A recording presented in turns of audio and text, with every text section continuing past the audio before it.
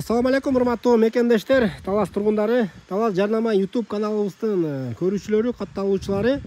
Мен сиздерге бүгүн Талас шаарынан, Шанхайдан сатыкка чыгып жаткан участокты ушундай чоң фундаменти менен, болжол менен 15ге 15 куюлган, бийиктиги дагы 1.30 болуп куюлган, ичинде грунту да төгүлүп, суузу кудугу кагылып калган, мына ушул участокты мен сиздерге тартып берип жатам туугандар.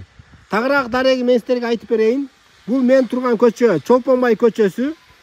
Газонду баарыбыз билебиз. Футбольный поле газон асфальтталган көчө менен түшүп келип, ушул Чолпонбай көчөгө келгенден кийин эле күн батышка, солго буруласыздар.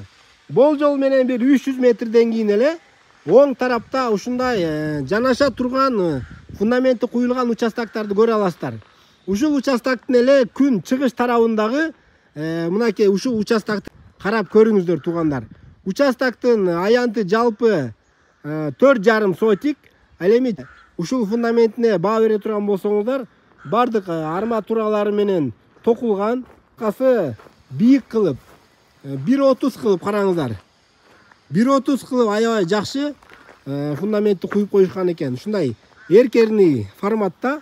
İçinde бардык ушундай таштан грунттары төгүлгөн.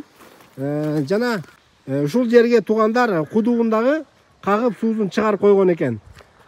Участок издеп жүргөндөр ушул участокты көрүңүздөр, баасын 850 миң сурап жатат туугандар болгону. Ушундай 15ге 15 арматурасын токуп фундаментти куюшту, өзүңүздөр билесиздер.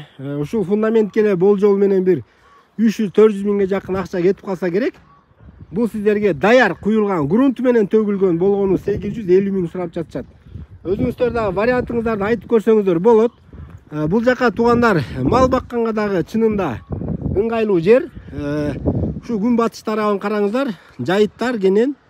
Эгер мал багып ушул жерге отуруп таштасаңыздар дагы малга чынында ыңгайлуу жер.